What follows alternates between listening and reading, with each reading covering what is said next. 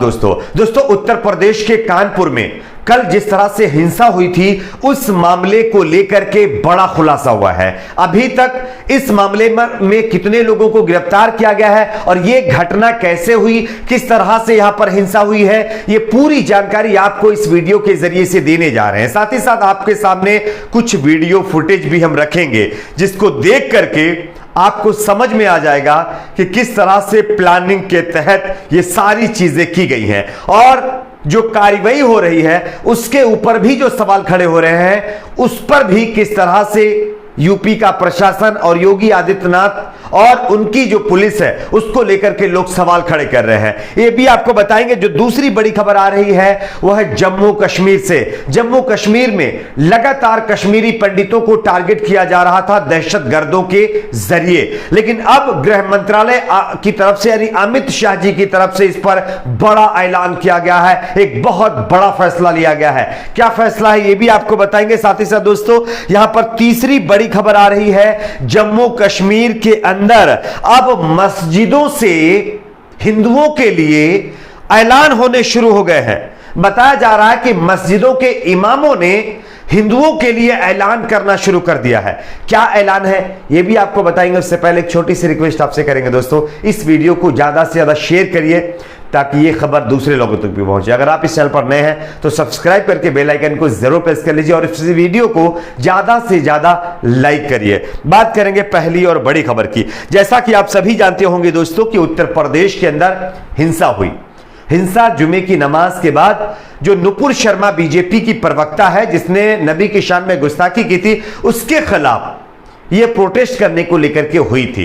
बताया जा रहा है कि बाजार बंदी का ऐलान मुस्लिम समुदाय की तरफ से किया गया था, लेकिन कुछ हिंदू समुदाय के लोगों ने दुकानें नहीं बंद की थी, जिसके बाद इसका विरोध हुआ और इसी विरोध के चलते वहां पर भीड़ इकट्ठा हुई और पत्थरबाजी शुरू हुई है। लेकिन यहां पर इस हिंसा में जानकारी यह है कि 18 से ज्यादा लोगों को गिरफ्तार कर लिया गया है और 1000 से ज्यादा अज्ञात लोगों के ऊपर बताया जा रहा है कि मुकदमा दर्ज किया गया है। लेकिन यहां पर सबसे बड़ा सवाल तो यह है कि जिस तरह की गिरफ्तारी दोस्तों अभी की जा रही है उस पर सवाल खड़े किए जा रहे हैं, क्योंकि गिरफ्तारी अगर दोनों तरफ से हो तब तो सही है, लेकिन एक ही तरफ से सिर्फ गिरफ्तारी हो रही है। जबकि वीडियो आपको मैं दिखा भी रहा हूं, आप देख सकते हैं दोनों तरफ से, दोनों समुदायों के लोगों की तरफ से पत्थरबाजी हो रही है।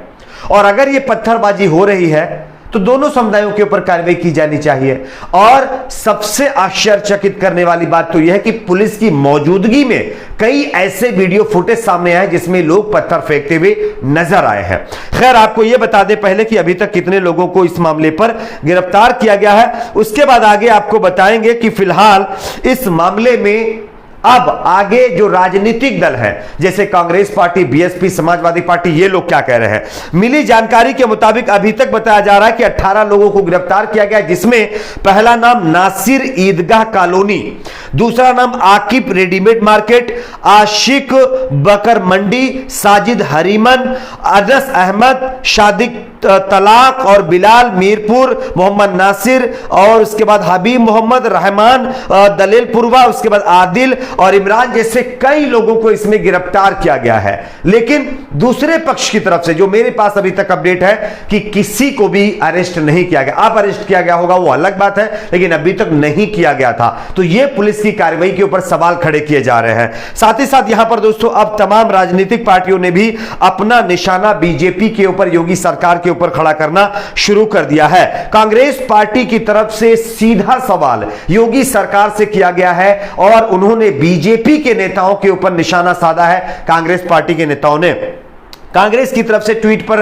लिखा गया है, ट्वीट करके कि भाजपा ने भीड़ तंत्र के रूप में जो भस्मासुर पाले हैं अब वे रंग दिखा रहे हैं। कितनी गंभीर बात है कि देश के राष्ट्रपति, प्रधानमंत्री और मुख्यमंत्री सभी कानपुर में हैं, उसके बाद भी वहां हिंसा भड़क गई है। यूपी में कानून का राज खत्म हो चुका है। आम जनता से अपील है कृपया शांति बनाकर रखिए। यानी कि कांग्रेस पार्टी ने इस मामले पर सीधे योगी सरकार के ऊपर यानी हमला बोला और कहा है कि बीजेपी ने भीड़ तंत्र के रूप में जो भस्मासुर पाले हैं उनकी वजह से ये सब कुछ हो रहा है। अब समाजवादी पार्टी की तरफ से भी बीजेपी और योगी सरकार के ऊपर निशाना साधा गया है। समाजवादी पार्टी के नेता अखिलेश यादव और उनकी पार्टी की तरफ से साफ कहा गया है कि बीजेपी ने अभी तक अपनी प्रवक्ता के खिलाफ कोई कार्रवाई तक नहीं की है। अगर कार्रवाई हो गई होती तो शायद यह घटना ना होती। नुपुर शर्मा जिसने नबी की शान में गुस्ताखी की है, उसको बिना उसके ऊपर कार्रवाई करने की बजाय बीजेपी के नेता उसके सपोर्ट में आ रहे हैं।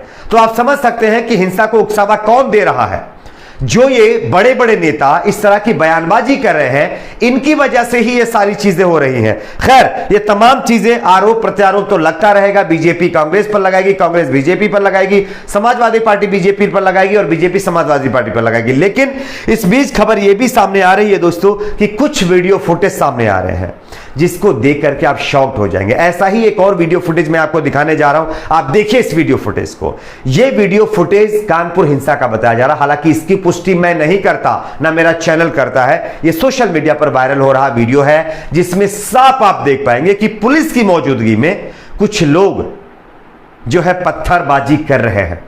और यहां तक भी कई वीडियो फुटेज हैं जिसमें आप देख पाएंगे कि मुस्लिम समुदाय तो एक तरफ था ही था, दूसरे समुदाय की तरफ से भी बम फेंकने की तक बात कही जा रही है। एक शख्स गमछा डाल करके बम मंगवा रहा है, लेकिन उन लोगों के ऊपर अभी तक कार्रवाई नहीं हो रही है, ऐसी कोई जानकारी नहीं है। यानी एक समुदाय के ऊपर कार्रवाई हो रही, दूसरे समुदाय की तरफ से कोई भी कार्रवाई एक्शन नहीं लिया जा रहा है। ऐसा आरोप सोशल मीडिया के ऊपर लोग लगा रहे हैं। खैर, मैं इसकी पुष्टि नहीं करता हूं। अब देखना है कि इस पर आगे क्या होगा। हजारों लोगों के खिलाफ FIR, 18 लोगों को गिरफ्तार किया गया है और कई लोगों की संपत्तियां जब्त की जा रही है। और अभी तक जो मास्टरमाइंड इसका है, जिसका कुछ नाम शायद है, उसको गिरफ्तार किया गया है। बात करेंगे दूसरी बड़ी खबर की। दूसरी बड़ी खबर दोस्तों आ रही कश्मीरी पंडितों को जिस तरह से कश्मीर के अंदर टारगेट किया जा रहा, उन तमाम चीजों को मद्देनजर रखते हुए, तमाम फजीहत के बाद अब बीजेपी और मोदी सरकार ने बड़ा एक्शन लिया है।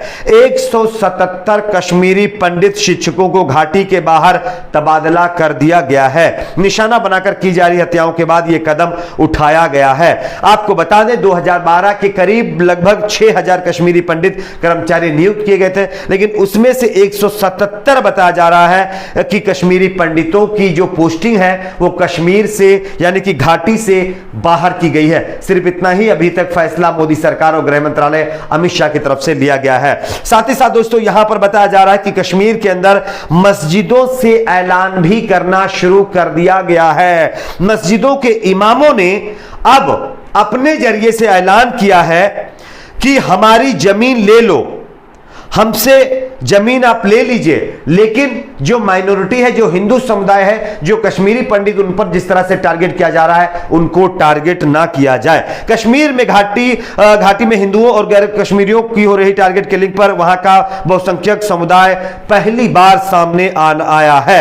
अनंतनाग की जामिया मस्जिद में शुक्रवार को नमाज के दौरान टारगेट किलिंग की आलोचना की गई है। मस्जिद के इमाम मौलाना फयाज अमजदी ने अपने साप्ताहिक खुतबे में कहा है, चाहे हमारी जमीन ले लो, लेकिन घाटी के अल्पसंख्यकों को सुरक्षा दी जाए। साथ ही साथ उन्होंने यह भी कहा है, कश्मीर में माहौल खराब करने को कोई मंजूरी नहीं है। पिछले 10 दिनों से लगातार कश्मीरी पंडितों को टारगेट किया जा रहा है, यह गलत है। निर्दोषों को मारना जिहाद नहीं है, यह पूरी तरह से गलत है। आपकी अपनी क्या राय नीचे कमेंट बॉक्स में जरूर बताएं। वीडियो को लाइक, शेयर, चैनल को सब्सक्राइब जरूर।